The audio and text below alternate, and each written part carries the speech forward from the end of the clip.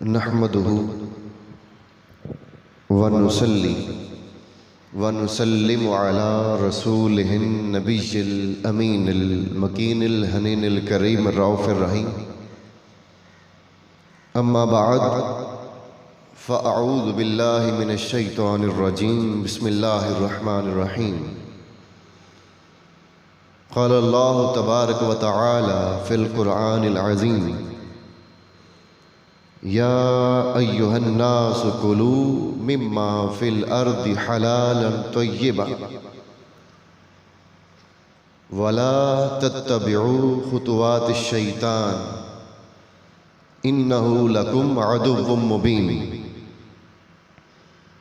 صدق اللہ العظیم وصدق رسولہ النبی الکریم الامین ان اللہ وملائکتہ یصلون علی النبی یا ایہا الذین آمنوا صلوا علیہ وسلموا تسلیما الصلاة والسلام علیک یا سیدی یا رسول اللہ وعلی آلک واصحابک یا سیدی یا حبیب اللہ الصلاة والسلام علیک یا نبی اللہ وعلى آلك وأصحابك يا سيدي يا حبيب الله الصلاة والسلام عليك يا رحمة للعالمين وعلى آلك وأصحابك يا جد الحسن والحسين حمد و صلاة کے بعد تمام معزز حاضرین سامعین، اللہ رب العزت کا شکر ہے کہ اس کی توفیق سے اور آقا علیہ الصلوۃ والسلام کے نالین پاک کے تصدق سے آج ہم تحریک منہاج القرآن حویلی لکھا اور تمام فورمز کے تحت انعقاد پذیر 5 روزہ دروس قرآن کی آج کی چوتھی نشست میں حاضر ہیں۔ حاضرین محترم، اور آج بالخصوص جس موضوع کا انتخاب کیا ہے گفتگو کے لیے، یہ موضوع آج کی انتہائی اہم ضرورت ہے۔ اگر ہم معاشرے کو دیکھیں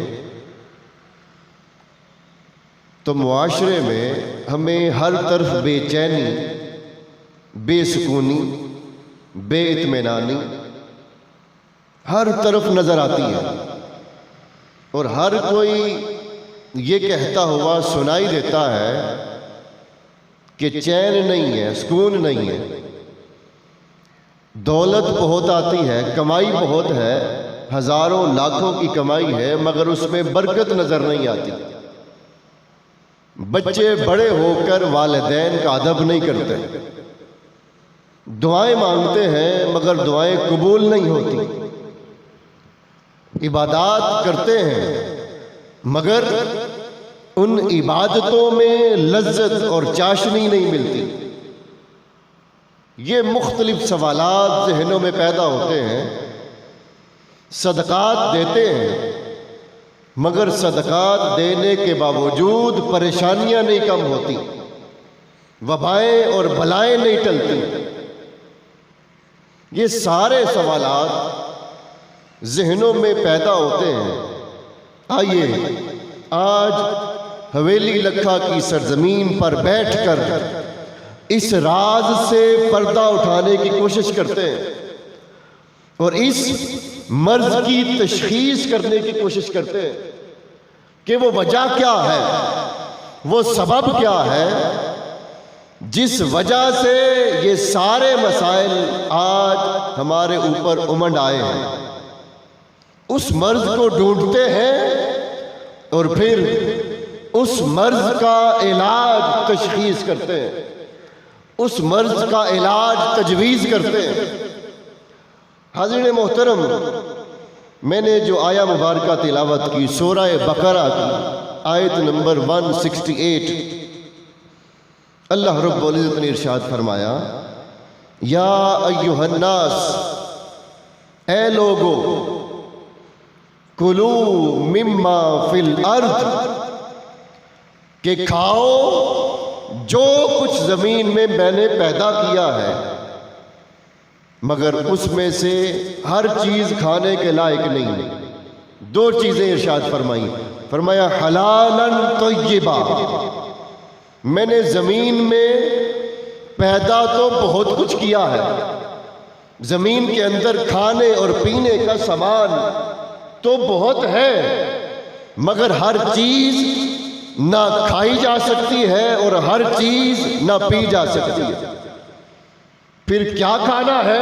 فرمایا حلالاً طیبا، صرف وہ کھاؤ جو حلال بھی ہے اور طیب بھی ہے۔ کیا ہے بولیے؟ حلال اور، آپ سب نے میرے ساتھ چلنا ہے اینڈ تک اور بولتے رہنا ہے۔ دو چیزیں ہیں، کون سی؟ حلال اور طیب۔ اب یہاں اس آیے مبارکہ میں اللہ نے جو خطاب کیا وہ خطاب یا ایھا الناس کہہ کر کیا۔ اللہ رب العزت جب اپنے بندوں سے کلام فرماتا ہے تو کبھی یا ایھا الذین آمنوا فرماتا ہے اور کبھی یا ایھا الناس فرماتا ہے۔ جب آمنو ہو تو مطلب صرف مخاطب مومن ہے، اور جب یا ایھا الناس ہو تو مطلب اللہ پوری انسانیت کو مخاطب فرما رہا ہے۔ یہاں یا ایھا الذین آمنوا نہیں فرمایا، یا ایھا الناس فرمایا۔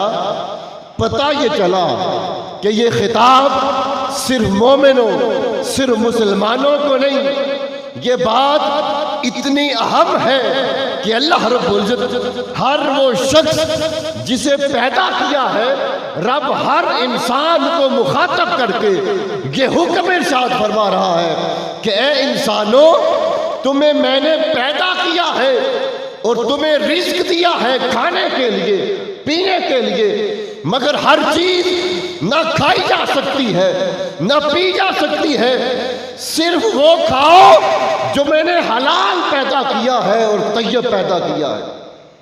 جو میں نے حلال اور بولیے طیب پیدا کیا ہے۔ اب حلال اور طیب یہ دو لفظ ہیں، ان میں فرق کیا ہے؟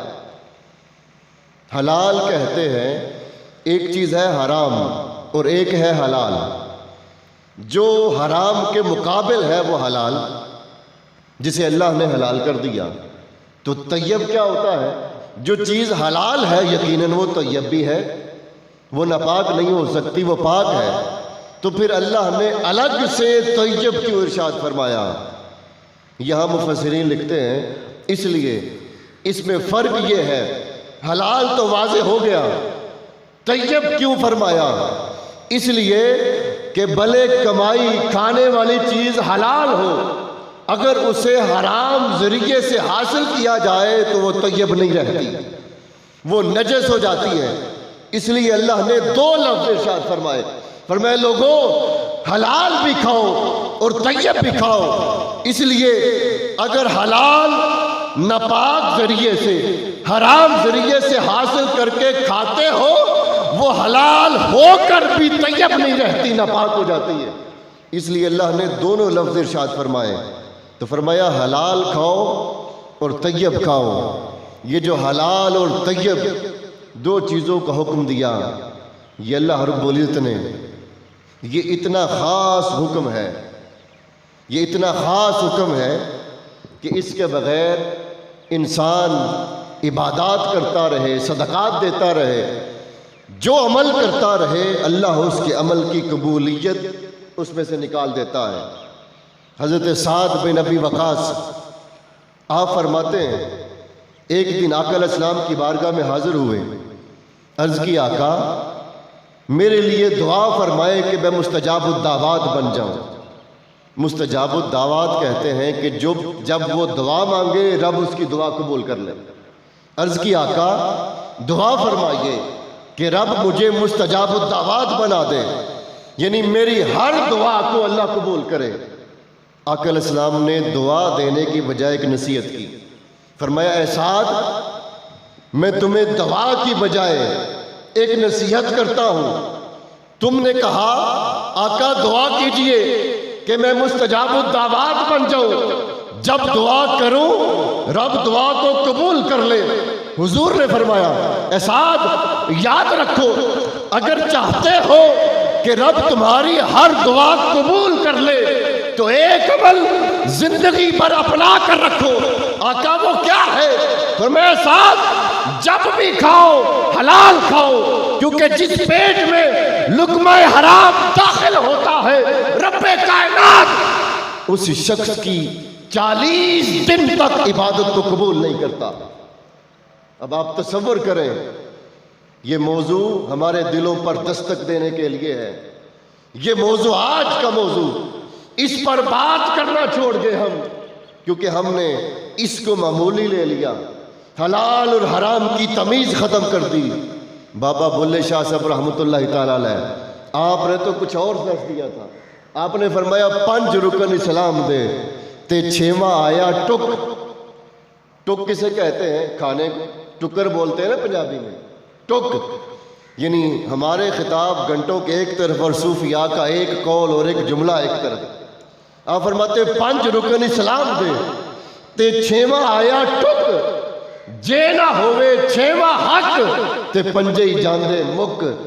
آپ نے سارا فلسفہ سمجھا دیا کہ لوگوں وہ 5 رکن جو اسلام کے ہیں وہ بھلے حق ہے، 5 لازم ہے، مگر یہ جو چھٹا ہے رزق کھانا اگر یہ حرام ہوا تو پھر 5 کے 5 ضائع ہو گئے۔ آقا علیہ الصلوۃ والسلام نے فرمایا طلب الحرامی فریضۃ علی بعد الفریضہ۔ فرمایا رزق حلال کی طلب کرنا یہ فرائض کے بعد سب سے بڑا فریضہ ہے۔ آج ہمارے ہاں یہ تمیز ہمارے ذہنوں سے نکل گئی حلال اور حرام کی، اور عام طور پر ہر زبان پر ناشکری نظر آتی ہے۔ آپ کو شکر کرنے والے کم نظر آتے ہیں۔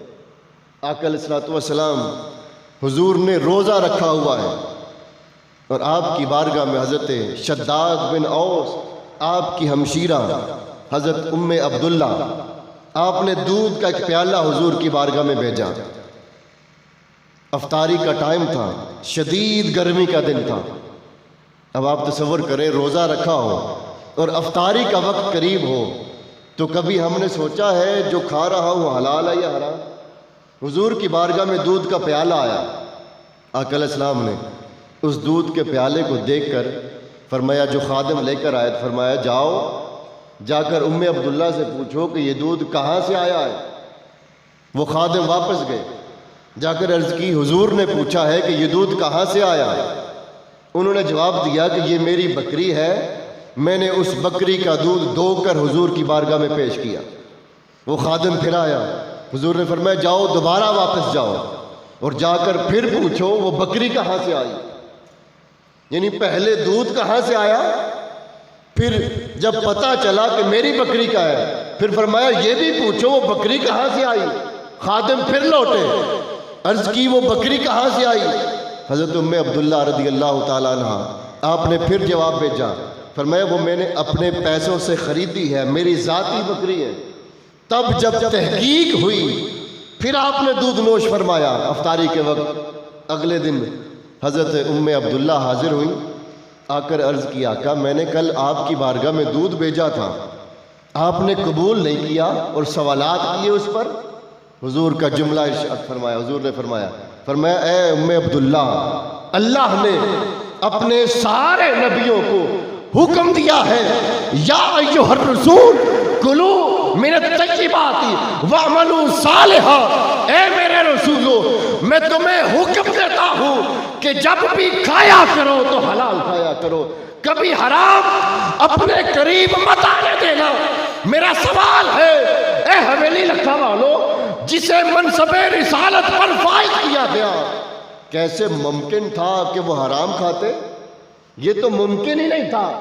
جسے رسالت دی جا رہی ہے وہ تو پہلے ہی ہر قسم کی نجاست سے پاک ہے، معصوم ہے ہر قسم کی خطا سے، مگر اللہ پھر بھی اپنے رسولوں کو قرآن میں سورہ مومنون میں مخاطب کر کے ارشاد فرماتا ہے اے یا ایھا الرسول، اے میرے رسولو، کلو من الطیبات، ہمیشہ طیب چیزیں کھایا کرو۔ اب یہ تو رسولوں کو بھی اللہ نے حکم ارشاد فرمایا کہ جب بھی کھاؤ تو طیب کھاؤ۔ اب آج جو ہمارے ہاں حلال اور حرام کی تمیز ہم بھول گئے اور عبادات کی تبلیغ تو بھلے ہوتی ہے، مگر ہم نے خود ساختہ اپنے فکر و نظریے بنا کر حلال اور حرام میں تمیز چھوڑ دی۔ اب صحیح مسلم کی حدیث، آقا علیہ السلام نے ایک شخص کا ذکر کیا، فرمایا ایک شخص دور سے سفر کر کے آیا اور چل کر مفسرین لکھتے ہیں وہ آیا کہاں؟ وہ حج اور عمرے کے لیے خانہ کعبہ کی طرف آیا، دور دراز سے۔ فرمایا یطیل السفر، اس کا سفر طویل تھا، اشعث اغبر یمد یدیہ الی السماء، دور سے سفر کر کے آیا اور اس کے چہرے پر گرد ہے، اس کے لباس پر گرد ہے، مٹی پڑی ہوئی ہے، اتنا طویل سفر تھا اس کا۔ حضور نے فرمایا وہ آیا، جب پہنچا تو مفسرین لکھتے ہیں یا وہ صحن کعبہ میں کھڑا ہو کر یا میدان عرفات میں کھڑا ہو کر دونوں ہاتھوں کو بلند کر کے یمد یدیہ الی السماء، یعنی ہاتھ یوں اٹھا کر گڑ گڑا کر دعا مانگتا ہے، یا ربی یا ربی۔ طویل سفر کیا، لمبا سفر کیا، مشکل برداشت کی، اخراجات ہوئے، پیسہ خرچ کیا، سب کچھ کر کے حج کے لیے عمرے کے لیے آیا، کھڑا ہو کر خانہ کعبہ کے سامنے اللہ کے حضور دعا مانگتا ہے۔ حضور نے فرمایا لوگوں وَمَطْعَمُهُ حَرَامٌ وَمَشْرَبُهُ حَرَامٌ وَمَلْبَسُهُ حَرَامٌ وَغُذِيَ بِالْحَرَامِ، چونکہ اس کا کھانا حرام ہے، اس کا پینا حرام ہے، اس کا لباس حرام کا ہے، اسے غذا جو دی گئی وہ حرام کی دی گئی، اس لیے کیسے ممکن تھا کہ رب اس کی دعا کو قبول کرتا؟ یعنی سفر بھی طویل کیا، سفر کی مشکلات بھی برداشت کی، مگر سارا کچھ کر کے، اخراجات کر کے حج کے لیے جاتا ہے، عمرے کے لیے جاتا ہے، اللہ یہ سارا کچھ ایک طرف رکھ کے پہلے یہ دیکھتا ہے یہ جو بندہ آیا ہے یہ عمر پر حلال کھاتا رہا یا حرام کھاتا رہا، یہ عمر پر حلال پیتا رہا یا حرام پیتا رہا، جو لباس پہنتا تھا وہ حرام پہنتا تھا یا حلال کا پہنتا تھا، یہ سارا کچھ دیکھتا ہے، پھر دیکھتا ہے اگر حلال کا مال خرچ کرتا تھا تو اس کی دعا قبول کر لو، ورنہ اگر خانہ کعبہ کے سامنے بھی کھڑا ہو رب اس کی دعا کو قبول نہیں کرتا۔ آج ہم اپنے سجدوں، اپنی نمازوں، اپنے روزوں کی طرف دیکھتے رہیں، مگر اس بات پر توجہ نہ جائے کہ جو رزق آ رہا ہے یہ حلال ہے یا حرام۔ حضور اکرم صلی اللہ علیہ وآلہ وسلم نے ارشاد فرمایا جس شخص نے کوئی لباس خریدا جس کی قیمت 10 درہم ہے، کتنے درہم بولیے؟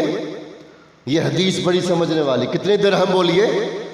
10 درہم، 10 درہم کا لباس پہنا، ان میں سے 9 درہم حلال کے اور 1 درہم حرام کا، یعنی صرف 1 درہم 10 درہم کا لباس خریدا۔ اب یہ 10 کا عدد بھی کوئی چیز سمجھا رہا ہے، پر میں 10 درہم کا لباس، 9 درہم حلال کے ہیں، صرف 1 درہم ان 10 میں حرام کا ہے۔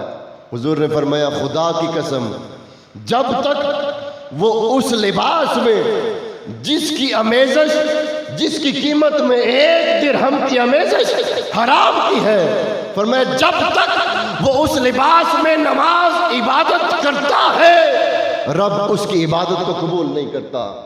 اے حویلی لکھا والو، I am knocking your heart، میں آپ کے دلوں پر دستک دے رہا ہوں۔ ہم سب آج کے بعد یہ بڑی اہم چیز ہے کہ رزق حلال کا ہے یا حرام۔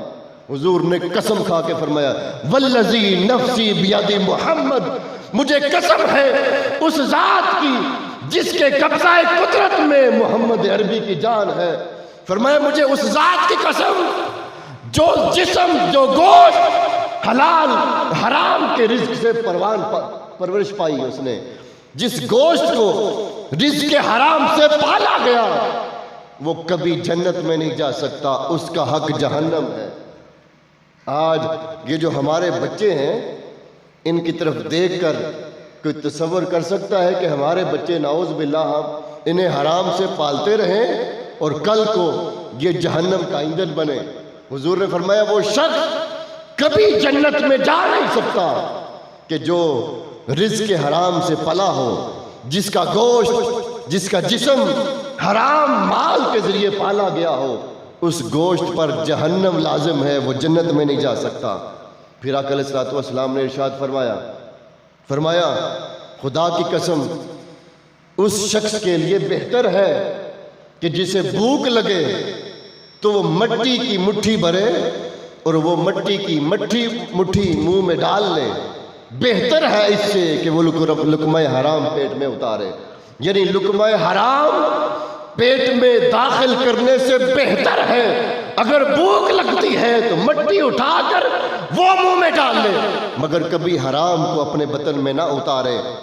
یہ آقا علیہ الصلوۃ والسلام کی تعلیمات رزق حلال پر، اور اللہ رب العزت نے قرآن مجید میں جگہ جگہ رزق حلال کھانے کا حکم ارشاد فرمایا، کیونکہ رزق حرام اس سے نہ انسان کی عبادت قبول ہوتی ہے اور اس سے دعائیں بھی قبول نہیں ہوتی۔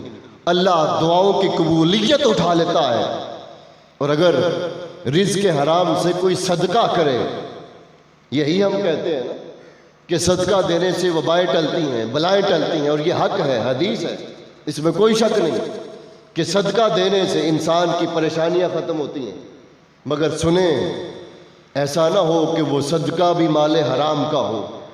حضور نے فرمایا جس شخص نے لا یکسب عبد مال حرام، جس شخص نے مال حرام کمایا اور پھر اس میں سے صدقہ کیا، فرمایا اس شخص کا صدقہ قبول نہیں کیا جا سکتا، کہ وہ مال حرام سے آیا گیا صدقہ ہے، اور اگر وہ اس مال حرام کو خرچ کرتا ہے رب اس میں سے برکت اٹھا لیتا ہے، اور پھر اگر وہ مال حرام چھوڑ کر اس دنیا سے چلا گیا تو وہ پیچھے چھوڑا ہوا مال اس کے لیے جہنم کا ایندھن بن جاتا ہے، اسے جہنم کی طرف لے جاتا ہے۔ آگے جو جملہ ہے میں جملہ عرض کرنے لگا ہوں، حضور نے فرمایا اب یہ جو دوسری طرف حدیث ہے کہ صدقہ وبائیں ٹالتا ہے، پریشانیاں ختم کرتا ہے، بلائیں ٹالتا ہے، اس حدیث کے اندر اگر ہم یہ جملہ پڑھیں تو وہ ساری بات سمجھ آتی ہے۔ حضور نے فرمایا وہ صدقہ قبول نہیں ہوتا، کیوں؟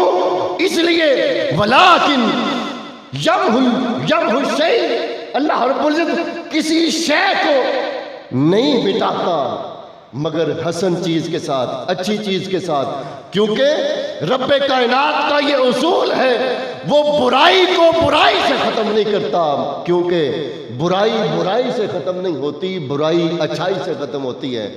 تو وہ صدقہ جو اس لیے دیا کہ میری پریشانیاں ختم ہو جائے، وہ پریشانیوں کو ختم نہیں کرتا کیونکہ پریشانی برائی تھی، اور جو صدقہ دیا وہ بھی برائی تھی، تو ایک برائی دوسری برائی کو کیسے ختم کر سکتی ہے؟ یہ قرآن و حدیث کا نچوڑ آج ہمیں اس طرف متوجہ کرتا ہے کہ اے لوگوں، یہ ساری عبادات کی قبولیت کا مدار رزق حلال پر ہے، عبادتوں کی قبولیت کا مدار رزق حلال پر ہے، دعاؤں کی قبولیت کا مدار رزق حلال پر ہے، بچوں کی تربیت کا مدار رزق حلال پر ہے۔ تم بچوں کو پالتے رہو، بڑا کرتے رہو رزق حرام سے، اور بڑے ہو کر توقع رکھو کہ وہ بڑے ہو کر تمہارے فرما بردار بن جائیں گے، یہ نہیں ہو سکتا، کیونکہ جس گوشت کو، جس جسم کو رزق حرام سے پالا جا رہا ہے وہ کبھی فرما بردار نہیں بن سکتا۔ وہ پھر آپ کے سامنے کھڑا ہوگا اور پھر آپ کہیں گے کہ بچے آج ہمارا ادب نہیں کرتے، آج ہماری بات نہیں مانتے، کیوں؟ کیونکہ بچوں کی تربیت کرنے کی کوشش تو بہت کی، مگر جو کھلایا وہ حلال نہیں تھا، وہ حرام تھا۔ یہ جو مال حرام ہے یہ انسان کو آقا علیہ الصلوۃ والسلام نے فرمایا یہ دعاؤں کی قبولیت اٹھا لیتا ہے، نماز کی قبولیت اٹھا لیتا ہے، صدقے کی قبولیت اٹھا لیتا ہے، اور جب یہ سب کچھ اٹھ جائے تو پھر ذرا غور کریں وہ عبادتیں کس کام کی رہتی ہیں؟ وہ روزے، وہ نمازیں، وہ حج، وہ زکوٰۃ، وہ کسی کام کی نہیں رہتی۔ اب ذرا آقا علیہ الصلوۃ والسلام کے گھرانے کی طرف چلتے ہیں۔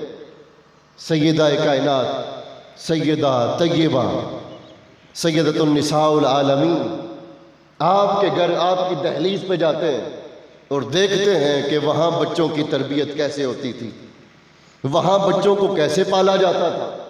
یہ جو آج یہ جو حدیث ہم سنتے ہیں نا کہ حضور نے فرمایا اے فاطمہ تم مت سمجھنا کہ تم میری بیٹی ہو اور اس لیے تم سے پوچھا نہیں جائے گا، حساب و کتاب نہیں ہوگا اور تم جنت میں چلی جاؤ گی۔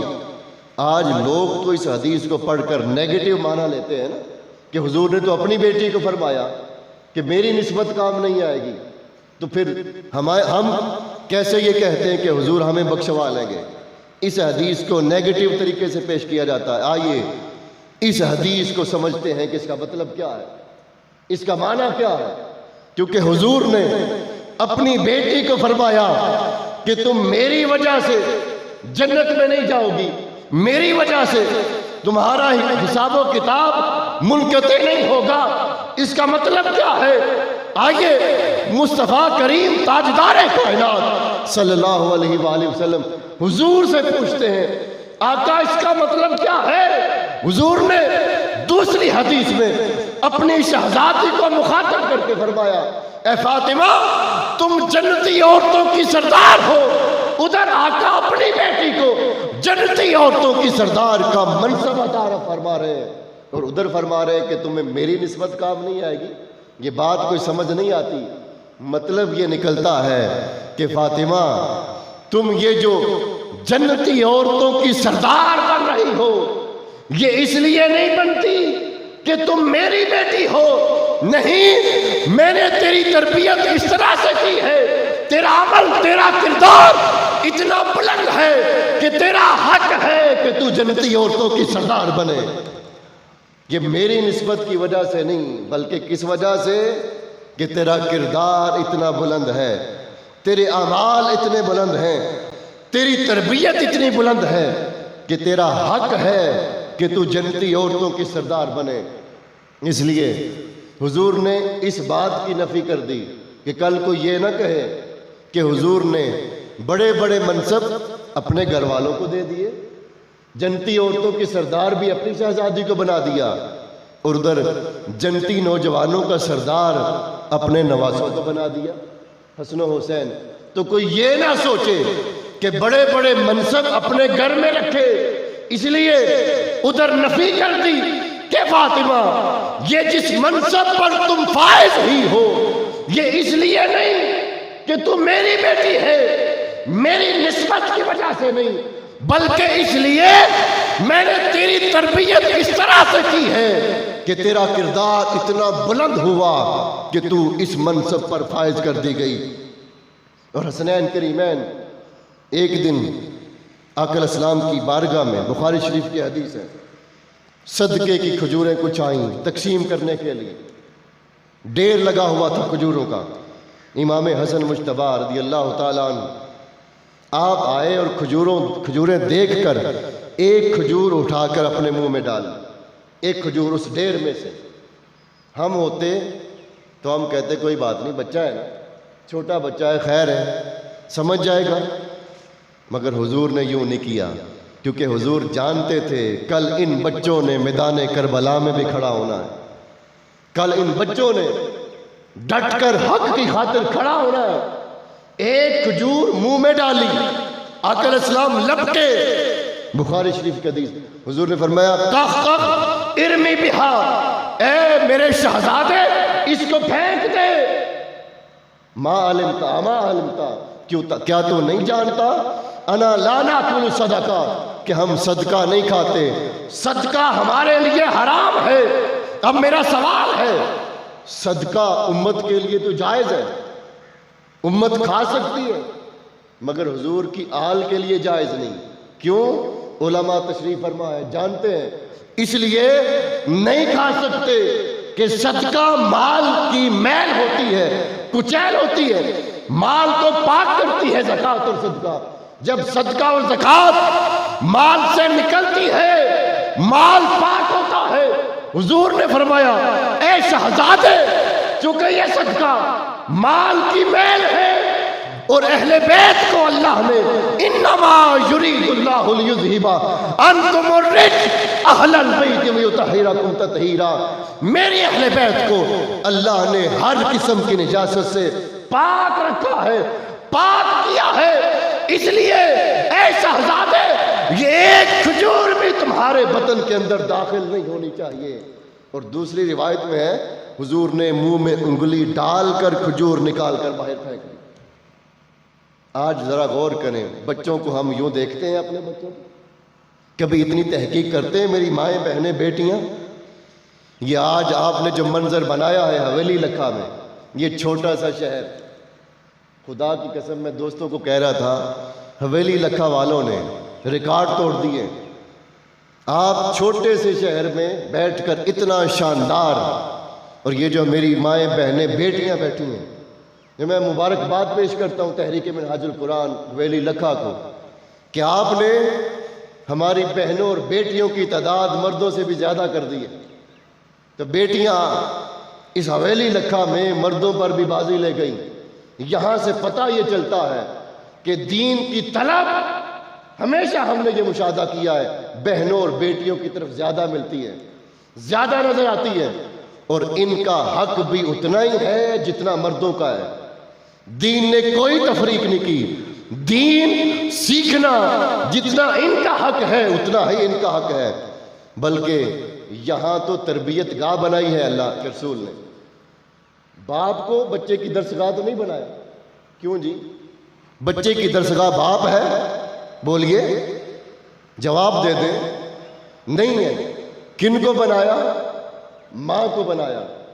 اور درسگاہ کا مطلب ہے اسکول، کالج، یونیورسٹی، مدرسہ، آپ جو کہہ لیں. وہ پہلا مدرسہ ہے، وہ پہلا کالج ہے، وہ پہلا اسکول ہے، وہ پہلی یونیورسٹی ہے، ماں کی گود. آپ اپنے بچے کو اس اسکول میں داخل کرواتے ہیں جہاں کے استاد صحیح پڑھا نہ سکتے ہوں؟ بولیے. ہم تو ہزاروں کی فیس دے کر وہ اسکول ڈھونڈتے ہیں جہاں کا سٹاف اچھا ہو، وہاں نہیں بھیجتے کہ جو ٹیچر اچھے نہ ہو. تو آپ اپنے بچے کو اس ماں کی گود میں ڈالنا چاہتے ہیں، اس ماں کی گود میں ڈالنا چاہتے ہیں، اس ماں کی گود میں داخل کروانا چاہتے ہیں جسے خود کچھ نہ آتا ہو. اس لیے ماں کی تربیت، اگر میں یہ کہوں تو یہ بات حق ہے، مبالغہ نہیں، یہ بات غلط نہیں کہ ماں کی تربیت باپ سے بھی زیادہ ضروری ہے. کیونکہ باپ نے تو سارا دن باہر رہنا ہے، روٹی روزی کمانی ہے، کما کے لانی ہے. تو تربیت گاہ باپ نہیں ہے، ماں ہے. اس لیے یہ جو آپ نے منظر یہاں بنایا ہے آپ کو مبارک ہو. ورنہ ہمارے تو نظریات آج کے دور میں بہت تنگ ہوتے جا رہے ہیں. اور کتنا خوبصورت منظر تھا صبح جب ہم آ رہے تھے کہ پوری فیملی چل کے آ رہی تھی. باپ اپنے ساتھ بیٹی کو لے کے آ رہا تھا، شوہر اپنے ساتھ بیوی کو لے کے آ رہا تھا، بھائی اپنے ساتھ بہن کو لے کے آ رہا تھا. یہ بھی تحریک منہاج القرآن کا اس امت پر آج کے دور میں احسان ہے کہ یہ بند دروازے کھولے. یہ جو بند دروازے تھے، یہ جو بڑے بڑے تالے لگا دیے تھے، عورتوں کو بند کر کے بڑے بڑے دروازے لگا کر تالے لگا کر بند کر دیا تھا، یہ کرم ہے، احسان ہے تحریک منہاج القرآن کا اس امت پر کہ وہ تالے توڑ کر فیملی کو یہ ماحول دیا کہ آؤ اکٹھے بیٹھ کر مصطفیٰ کی اس سنت کو زندہ کرو. کہ حضور کی بارگاہ میں عورتیں بھی آتی تھیں، مرد بھی آتے تھے. یہ کرم ہے، یہ احسان ہے اس امت پر. یہ سب سے پہلے جس شخص نے شروع کیا تھا ہم سب جانتے ہیں، علماء نے ایک عمر گزاری ہے، وہ ڈاکٹر طاہر القادری ہے، جس نے آج کے دور میں یہ دروازہ کھولا اور بیٹیوں کے علم اور تربیت کے لیے یہ دروازہ قائم کیا. اور پھر یہ جو موضوع میرا آج کا ہے یہ تو بیٹیوں کو بہنوں کو سنانا زیادہ ضروری تھا. کیوں؟ کیونکہ ان کی ڈیمانڈ پر ہی تو ہم کمائیاں کرتے ہیں نا جی. حرام کی طرف انسان جاتا ہی تب ہے جب بچے فرمائشیں کرتے ہیں, جب بیویاں ڈیمانڈ کرتی ہیں. تو میں اپنی بیٹیوں کو بہنوں کو بھی یہ درخواست کروں گا, اپنے شوہر کی کمائی دیکھ کر اس سے ڈیمانڈ کیا کریں.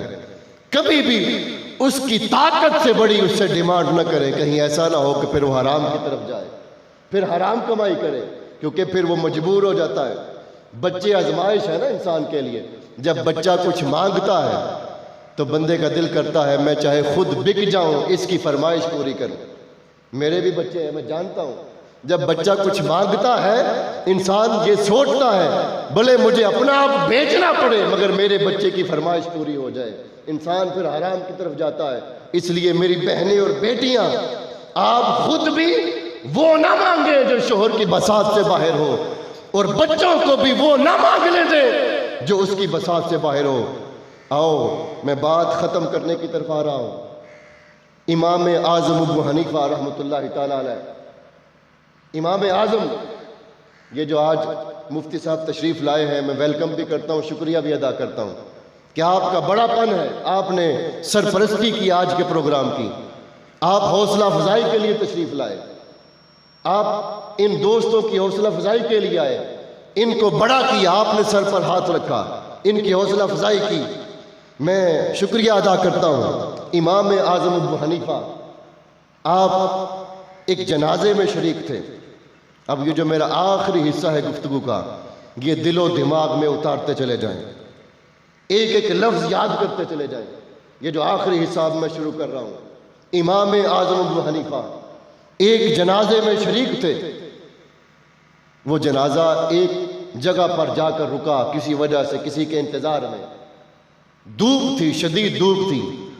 سب جنازے والے ایک مکان کی دیوار کے سائے میں کھڑے ہو گئے. ایک مکان تھا, اس کا سایہ تھا, اس کے سائے میں کھڑے ہو گئے. اور ایک روایت میں ہے کہ وہ درخت تھا, اس کے سائے میں کھڑے ہوئے. امام اعظم ابو حنیفہ ایسے امام اعظم نہیں بنے, وہ اس سائے میں کھڑا ہونے کی بجائے دھوپ میں کھڑے رہے, دھوپ میں کھڑے رہے.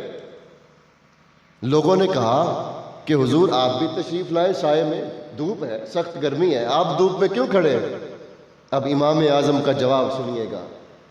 اللہ جب کسی کو بڑا منصب دیتا ہے ایسے نہیں ملتا, جو پاک اور طیب ہوتا ہے منصب بھی اسے ہی دیے جاتے ہیں, بڑے منصب بھی اسے ہی دیے جاتے ہیں. آپ کو جب یہ فرمائے, یہ کہا گیا کہ سائے میں آئے, آپ نے فرمایا میں اس کا سایہ استعمال نہیں کروں گا, اس دیوار کا یا اس درخت کا میں سایہ استعمال نہیں کروں گا. حضور کیوں؟ کس لیے؟ آپ کیوں اپنے آپ کو تکلیف میں ڈال رہے ہیں, کیوں گرمی میں کھڑے؟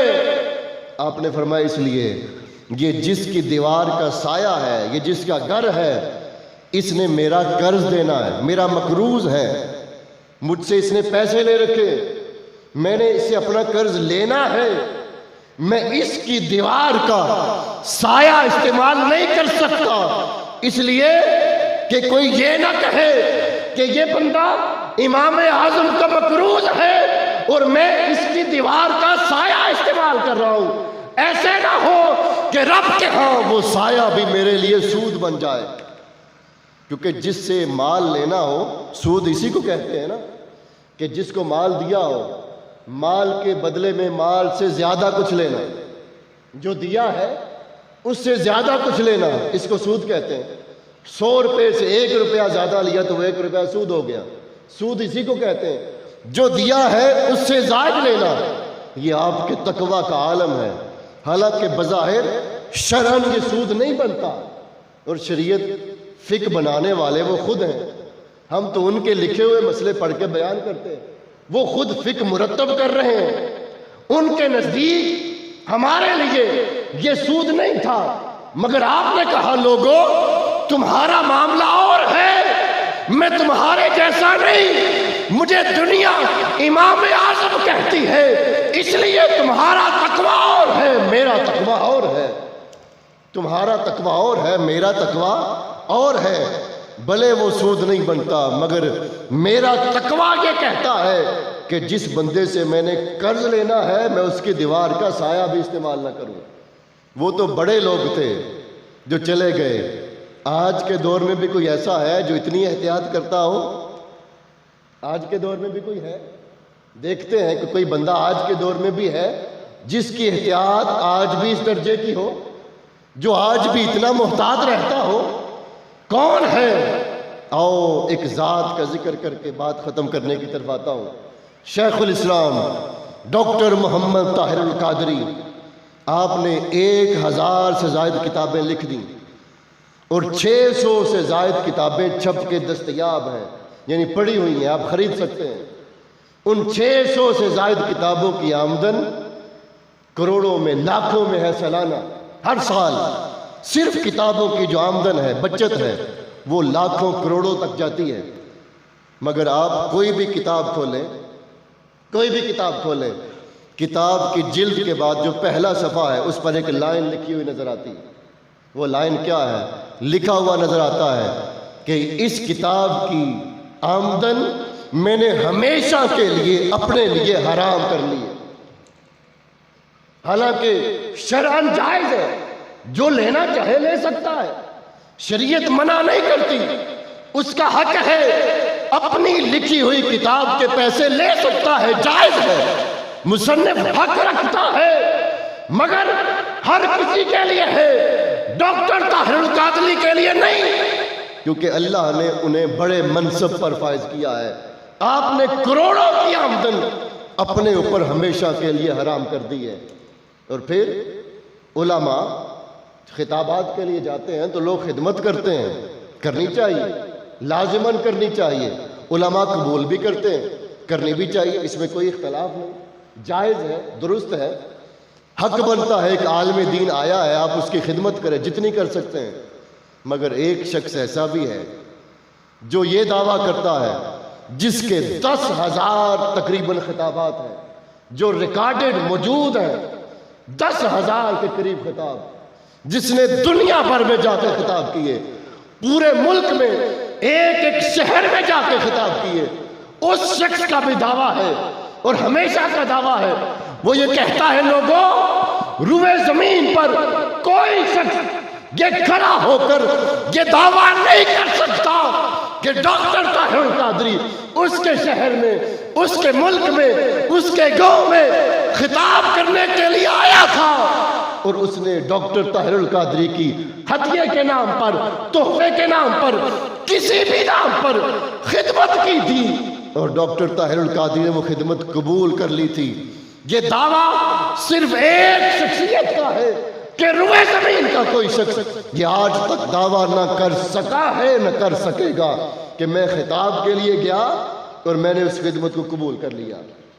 تو یہ تقویٰ اس شخص کا ہوتا ہے جس کا منصب بڑا ہوتا ہے، جو بڑے منصب پر، اور آپ ہمیشہ یہ دعویٰ کرتے ہیں کہ تحریک منہاج القرآن کے فنڈ میں سے آج تک کروڑوں اربوں کا فنڈ ہوتا ہے، تحریک منہاج القرآن کے پیسوں میں سے میں نے آج تک ایک کپ چائے کا بھی نہیں پیا۔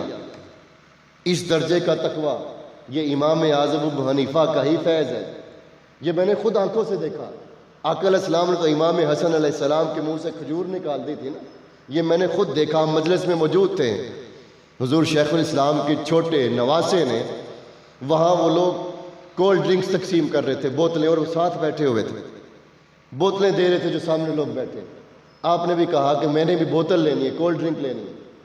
حضور شیخ الاسلام نے اپنے گارڈ کو بلایا، آپ نے فرمایا باہر جاؤ اور باہر دکان سے کولڈ ڈرنک منگواؤ، یعنی خود اپنے لیے جو اصول ہیں بچوں کے لیے بھی وہی اصول ہیں۔ سامنے بوتلیں پڑی ہوئی تھیں، ان میں سے بوتل نہیں دی، فرمایا باہر دکان سے پیسے دیے، فرمایا وہ لے کر آؤ اور میرے پوتے کو وہ دو۔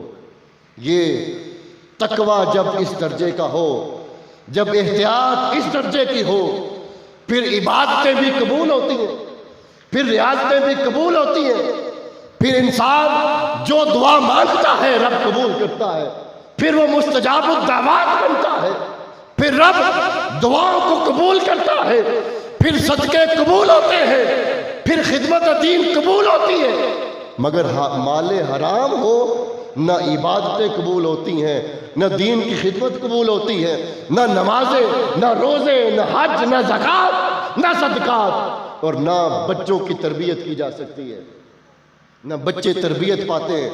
ان ساری چیزوں کا مدار صرف اس بات پر ہے کہ جو رزق کھا رہے ہو یا کھلا رہے ہو وہ حلال ہے یا حرام۔ مجھے بتائیں ایمان سے، یہ باتیں آج ہمارے معاشرے سے ختم نہیں ہوتی جا رہی؟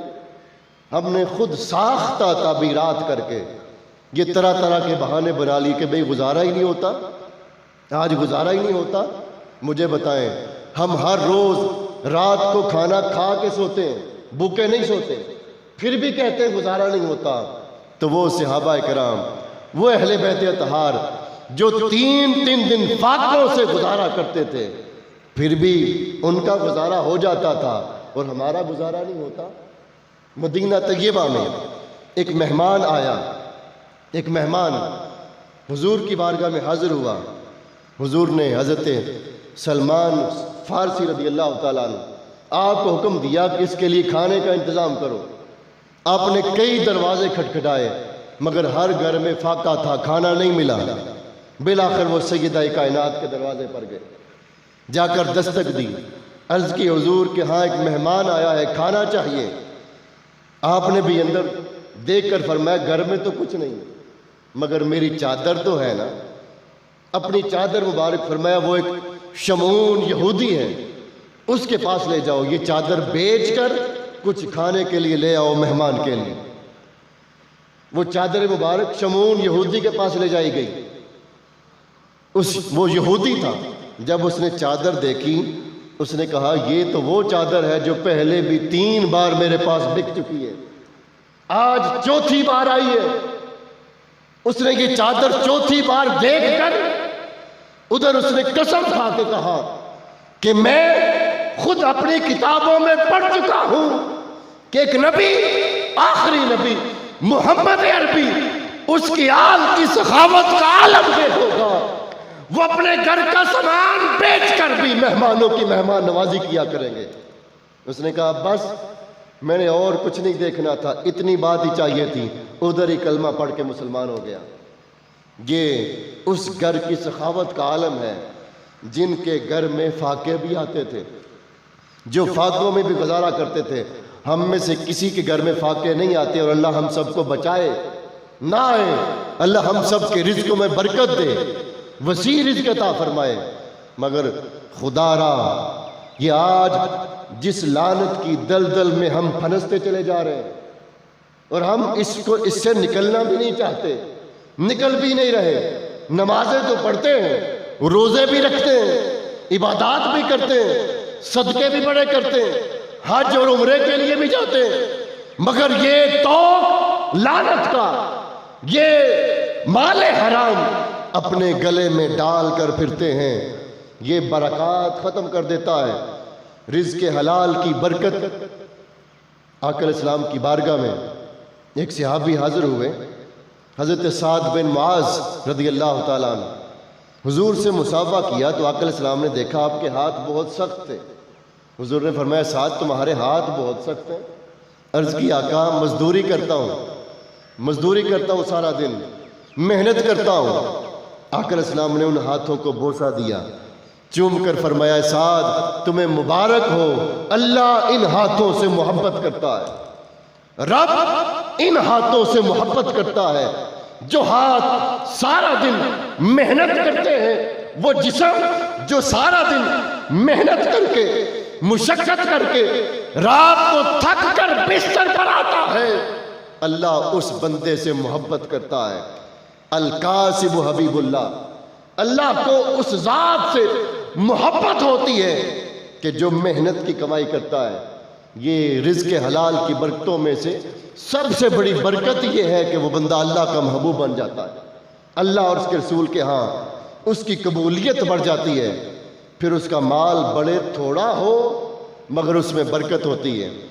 آپ دیکھتے ہوں گے کئی لوگ ان کی آمدن بہت تھوڑی ہوتی ہے مگر پھر بھی ان کی زندگی بڑی آسان ہوتی ہے، وہ بڑی سکون کی زندگی گزارتے ہیں۔ اور کچھ لوگ لاکھوں کروڑوں کے مالک ہو کر بھی رات کو نیند کی گولی لے کر سوتے ہیں۔ یہ فرق ہے رزق حلال کا اور رزق حرام کا۔ رزق حلال تھوڑا بھی ہو برکت زیادہ ہوتی ہے، اور رزق حرام ڈیروں کے ڈیر بھی ہو رب اس میں سے برکت اٹھا لیتا ہے، برکت ختم ہو جاتی ہے۔ آقا علیہ الصلوۃ والسلام نے فرمایا اللہ تعالیٰ اس بات کو پسند کرتا ہے کہ وہ اپنے بندے کو طلب حلال میں تھکا ہوا دیکھے۔ جو بندہ تھکتا ہی نہیں حلال رزق کی کمائی میں، اس کو کیا اللہ کی محبت ملے گی؟ فرمایا وہ بندہ جو اپنے آپ کو تھکاتا ہے رزق حلال کی تلاش میں، رب اس بندے سے محبت کرتا ہے۔ اور امام احمد بن حنبل، آپ کے دور میں ایک شخص تھا، بس یہ آخری واقعہ میری گفتگو ختم ہو جائے گی۔ آپ کے دور میں ایک آخری واقعہ عرض کرنے لگا ہوں۔ امام احمد بن حنبل، آپ کے دور میں ایک شخص تھا جو سارا دن محنت مزدوری کرتا، رات کو عشاء کی نماز پڑھ کر بستر پر جا کر لیٹتا اور اللہ سے ہر روز یہ دعا کرتا، ہر روز دعا کرتا، مولا اگر تو نے مجھے بھی احمد بن حنبل کی طرح زندگی میں آسانی دی ہوتی، مجھے یہ محنت اور مشقت نہ کرنی پڑتی، تو میں بھی احمد بن حنبل کی طرح ساری رات تیری عبادت کرتا، ہر روز نام لے کر یہ جملہ بولتا۔ جب سونے کے لیے جاتا تو ذہن میں بات آتی کہ احمد بن حنبل رات جاگ کر عبادت کریں گے اور میں سو جاؤں گا۔ جب یہ بات ذہن میں آتی تو دعا کرتے، مولا اگر مجھے بھی احمد بن حنبل کی طرح تو نے آسانی دی ہوتی، مجھے محنت اتنی نہ کرنی پڑتی، تو میں بھی رات تیری جاگ کر عبادت کرتا۔ یہ بات کر کے وہ سو جاتا، صبح اٹھتا، فجر پڑھتا، پھر کام پہ نکل جاتا۔ یہ روز کا معمول تھا۔ ایک دن اس کی وفات ہو گئی، یہ وفات ہو گئی۔ اب یہ مختلف طریقوں سے یہ روایت آئی ہے کہ امام احمد بن حنبل کے دل میں القاء ہوا یہ بات کہ وہ جو شخص ہے، وہ جو فلاں جگہ پر جس کی آج وفات ہوئی ہے، وہ شخص اے امام احمد بن حنبل وہ درجے میں تیرے برابر ہے، یہ اعلان کروا دو، یہ اعلان کروا دو کہ اس کا درجہ تیرے برابر کا ہے۔ لوگوں نے جب یہ اعلان سنا تو لوگ حیران ہو گئے کہ ایسا کیوں؟ وہ امام احمد بن حنبل کہاں اور یہ کہاں، یہ برابر کیسے ہو گئے؟ آپ نے فرمایا اس لیے کیونکہ یہ ہر رات جب سوتا تھا محنت مشقت کر کے تھک کر گھر آتا تھا، عشاء کی نماز پڑھ کے سونے سے پہلے ہر روز یہ دعا مانگتا تھا اور اللہ کے حضور یہ عرض کرتا تھا، مولا اگر میں اتنا تھکا ہوا نہ ہوتا اور مجھے بھی آسانیاں ہوتی تو میں بھی جاگتا عبادت کرتا، اس لیے چونکہ میں ساری رات تھکتا ہوں اب میں سونے لگا ہوں۔ اللہ نے اس دعا کو قبول کرتے ہوئے چونکہ رزق حلال کھاتا تھا، اس نے درجے میں امام احمد بن حنبل کے برابر کر دیا ہے۔ یہ رزق حلال کم عبادت کو بھی زیادہ کر دیتا ہے۔ یہ بھی رزق حلال کی برکات میں سے ایک برکت ہے کہ کم محنت کو زیادہ کر دیتا ہے، کم عبادت کو زیادہ کر دیتا ہے، اور رزق حرام زیادہ بھی ہو تو کم کر دیتا ہے۔ آقا علیہ الصلوۃ والسلام کی یہ حدیث مبارکہ سب کا اگر نچوڑ نکالیں تو نچوڑ یہی نکلتا ہے کہ اللہ اور اس کے رسول نے ہمیں ہمیشہ رزق حلال کی طرف، رزق حلال کھانے اور رزق حلال کمانے کی طرف زور دیا ہے۔ اللہ اور اس کے رسول نے ہمیں ہمیشہ رزق حلال اپنے بطن میں اتارنے کا حکم دیا ہے۔ حضور اکرم صلی اللہ علیہ وآلہ وسلم کی تعلیمات کا نچوڑ اگر ہم فنگر ٹپس پہ یوں گن لیں تو میں آپ کے سامنے، تاکہ یہ سارے موضوع کو ہم یاد کر لیں کہ رزق حرام عبادتوں کی قبولیت کو ختم کر دیتا ہے۔ بول دیجئے پہلی رزق حرام کا پہلا وبال کیا ہے کہ عبادتیں قبول، بولیے، بول دیجئے نا، عبادتیں قبول، اینڈ تک بولیے، عبادتیں قبول نہیں ہوتی، اور رزق حلال تھوڑی عبادت کا اجر زیادہ دیتا ہے۔ رزق حرام ہو صدقہ قبول نہیں ہوتا، رزق حلال ہو تھوڑا صدقہ ہو اجر زیادہ ملتا ہے، رزق حرام ہو دعائیں قبول نہیں ہوتی، رزق حلال ہو رب اس بندے کی ہر دعا قبول کرتا ہے، رزق حرام ہو بچوں کی تربیت نہیں ہوتی، رزق حلال ہو تو بچے بڑے ہو کر فرمان بردار بنتے ہیں۔ یہ فرق ہے رزق حلال کا اور رزق حرام کا۔ تحریک منہاج القرآن نے آج آپ کو یہ موقع دیا کہ ہم طویل تعداد میں بیٹھ کر روزہ رکھ کر، چھٹا روزہ رکھ کر پہلے عشرے کا، آج ہم درس قرآن کی اس نشست میں بیٹھے ہیں۔ یہ تحریک منہاج القرآن نے جو آپ کو عظیم موقع فراہم کیا، میں آپ سب کو درخواست کرتا ہوں کہ ان دوستوں کی یہ جو ٹیم ہے ان کے ساتھ شامل ہوں، ان کے ساتھ محنت کریں، ان کے دست و بازو بنیں۔ یہ اگر چند لوگ یہ منظر دکھا سکتے ہیں تو اگر آپ بھی شامل ہو جائیں تو اس منظر کو ڈبل بھی کیا جا سکتا ہے۔ آپ ان کے دست و بازو بنیں۔ یہ وسوسے طرح طرح کے جو آج ہمارے ذہنوں میں ہیں ان کو نکال کر اپنے آپ کو حضور کے دین متین کی طرف لے کر آئے۔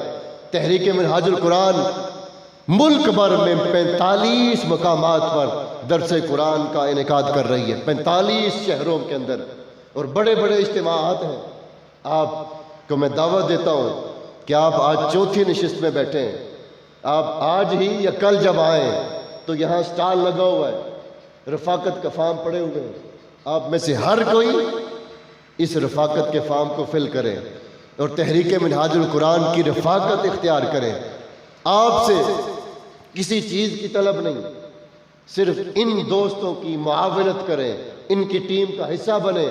یہ جو نوجوان دن رات محنت کر رہے ہیں، راتوں کو بھی دیر تک جاگتے ہیں، لوگوں سے رابطے کرتے ہیں، دعوت دیتے ہیں، تشہیر کرتے ہیں، پیسہ خرچ کرتے ہیں، اپنی جیبوں سے لگاتے ہیں، آپ ان کے دست و بازو بنیں، ان کی ٹیم کا حصہ بنیں اور تحریک منہاج القرآن کی سنگت اختیار کریں۔